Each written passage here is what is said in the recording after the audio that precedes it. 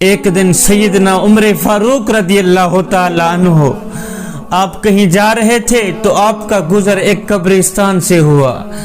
رک کر آپ نے فاتحہ پڑھی۔ فاتحہ پڑھنے کے بعد آپ زاروں قطار رونے لگ گئے، زاروں قطار تڑپنے لگ گئے، یہاں تک کہ آپ کی آنکھیں خون کے آنسو بہانے لگ گئی۔ اتنا روئے کہ کافی دیر تک روتے رہے، کافی دیر تک خون کے آنسو بہاتے رہے، کافی دیر تک تڑپتے رہے۔ جب کافی دیر آپ روتے رہے تو غلام نے کہا، حضور بندہ نواز خیر تو ہے، خاصیت الہی میں روتے تو آپ پہلے بھی ہیں، لیکن آج تو آپ زیادہ ہی رو رہے ہیں۔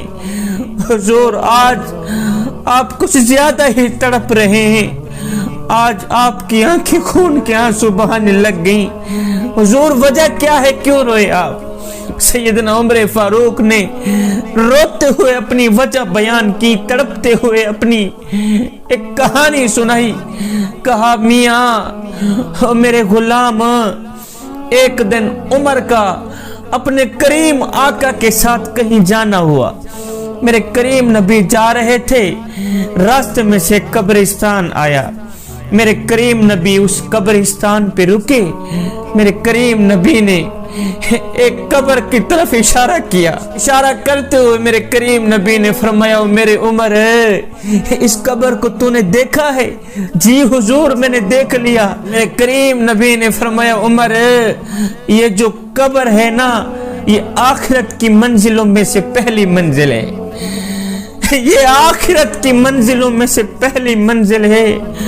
اگر یہاں نجات مل گئی تو بعد کے سارے مراحل آسان ہو جائیں گے، اگر یہاں نجات نہ ملی تو اے عمر بعد کے سارے مراحل دشوار ہو جائیں گے۔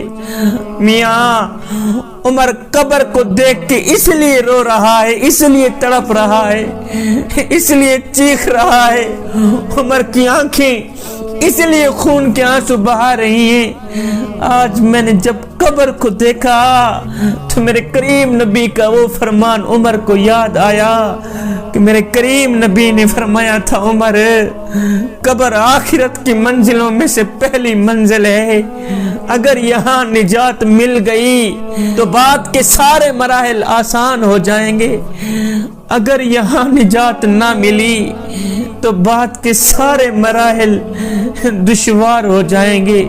جوانو، کیا تم جانتے ہو ایک قبرستان میں جا کر ایک قبر کی مٹی کو ہاتھ میں اٹھا کر پتہ ہے یہ کون رو رہا ہے؟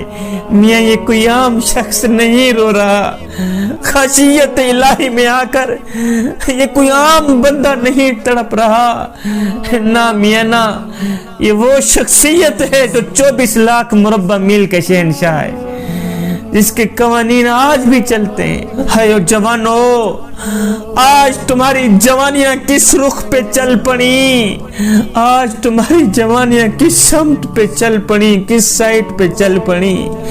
اے جوانی میں تو اس درد کو پیدا کرنے کی ضرورت تھی کہ ہم نے مرنا بھی ہے، جوانی میں تو اس سوچ کو پیدا کرنے کی ضرورت تھی کہ ہم نے قبر میں بھی جانا ہے، جوانی میں تو اس کیف کو پیدا کرنے کی ضرورت تھی کہ ہم نے مرنے کے بعد اللہ اور اس کے رسول کو منہ بھی دکھلانا ہے۔ جوانو، خدا کے لیے اپنی جوانی کو دین کی راہ پہ ڈھال لو۔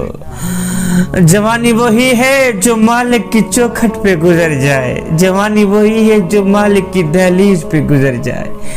اے مالک کی چوکھٹ سے ہٹ کر گزرنے والی یہ جو زندگی ہے، یہ زندگی نہیں ہے، یہ تو قیامت کے دن شرمندگی ہی شرمندگی ہے۔ کبھی خشیت الہی میں تم لوگ روئے ہو؟ کیا تمہیں کبھی قبر یاد آئی ہے؟ دنیا کو اپنا سب کچھ سمجھنے والوں، تم نے مرنا نہیں ہے، مرنے کے بعد اللہ اور اس کے رسول کو کیا تم لوگوں نے منہ نہیں دکھانا؟ حضرت سیدنا عمر فاروق رضی اللہ تعالی عنہ آپ نماز پڑھ رہے تھے تو امام صاحب نے تلاوت بیان کی۔ تلاوت کا ترجمہ یہ تھا کہ اللہ تعالی قیامت کے دن بندے کے سامنے اس کی چھوٹی سی چھوٹی نیکی بھی اس کے سامنے رکھ دے گا اور اس کی چھوٹی سی چھوٹی غلطی بھی اس کے سامنے رکھ دے گا، اور ساتھ میں اللہ تعالیٰ بندے سے ان دونوں چیزوں کا حساب لے گا، یعنی چھوٹی سی چھوٹی نیکی کا بھی اللہ تعالیٰ حساب لے گا اور چھوٹی سے چھوٹی غلطی کا بھی اللہ تعالیٰ حساب لے گا، چھوٹے سے چھوٹے گناہ کا بھی اللہ تعالیٰ حساب لے گا۔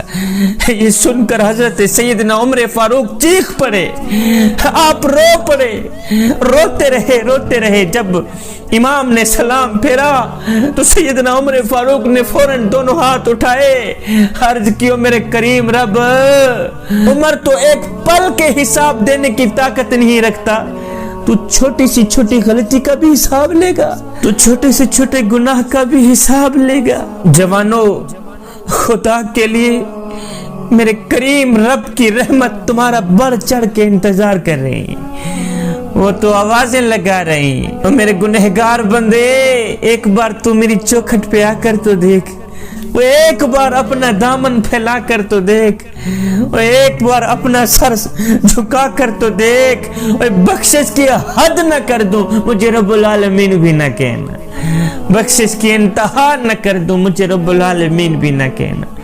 خشیت الہی میں رویا کریں صاحب، کریم رب کی چوکھٹ پہ آیا کریں، اپنا سر سجدے میں جھکایا کریں، رو کر خون کے آنسو بہا کر دعا کیا کریں، میرے کریم رب بھوکا روٹی کی طرف نہ جائے تو اور کہاں جائے، پیاسا پانی کی طرف نہ جائے تو اور کہاں جائے، مولا بخشش کا بھوکا تیری چوکھٹ پہ آ گیا ہے، آج مجھے معاف کر دے، آج سے میں پکی توبہ کرتا ہوں، آئندہ تیری نافرمانی نہیں کروں گا۔ میرے حضور علیہ السلام نے فرمایا میں اللہ کا حبیب ہوں، میں اللہ کا حبیب ہوں، پھر فرمایا جو جوان جوانی میں توبہ کرتا ہے وہ بھی اللہ کا حبیب بن جاتا ہے۔ جوانوں، آؤ نا تم بھی اللہ کے حبیب بن جاؤ، آؤ نا اللہ کے دوست بن جاؤ، اور جب تم اپنی ساری زندگی مالک کے نام کر دو گے تو پھر وہ ساری کائنات تمہارے نام کر دے گا۔ اگر تم کسی خطرناک جگہ دشمنوں کے نرغے میں پھنس جاؤ یا دشمن تمہیں اچانک گرفتار کرنا چاہتا ہو تو اپنے ساتھیوں کو کہو کہ وہ ایک دوسرے سے پیٹھ لگا کر بیٹھ جائیں، پھر تم میں سے کوئی ایک شخص آیت الکرسی پڑھتے ہوئے ایک دائرہ کھینچے۔ آیت الکرسی تو آپ کو آتی ہی ہوگی کہ اللہ لا الہ الا هو الحی القیوم لا تأخذہ سنۃ ولا نوم لہ ما فی السماوات وما فی الارض من ذا الذی یشفع عندہ الا باذنہ یعلم ما بین ایدیہم وما خلفہم ولا یحیطون بشیء من علمہ الا بما شاء وسع کرسیہ السماوات والارض ولا یؤودہ حفظہما وہو العلی العظیم۔ یہ پڑھتے ہوئے ایک دائرہ کھینچے، پھر وہ دائرہ کھینچنے والا شخص بھی اندر لوگوں سے پیٹھ لگا کر بیٹھ جائے، اور اب تمام حضرات جو اس دائرے کے اندر بیٹھے ہوں وہ 7 مرتبہ الحمدللہ پڑھیں۔ الحمدللہ رب العالمین الرحمن الرحیم مالک یوم الدین ایاک نعبد و ایاک نستعین اہدنا الصراط المستقیم صراط الذین انعمت علیہم غیر المغضوب علیہم ولا الضالین۔ یہ پڑھنے کے بعد اب دائرہ کے تمام لوگ اور دائرہ کھینچنے والا بھی بالکل خاموش ہو جائیں، آپس میں بات چیت بھی نہ کریں۔ انشاءاللہ تعالی تم لوگوں کو کوئی بھی نہ دیکھ سکے گا، دیکھ بھی نہیں سکے گا اور پہچان بھی نہیں سکے گا یہ کون بیٹھے ہیں۔ حضرت خواجہ نظام الدین اولیاء رحمۃ اللہ علیہ فرماتے ہیں کہ مشکل حل کرنے کا یہ ایک مجرب عمل ہے۔ اللہ اکبر۔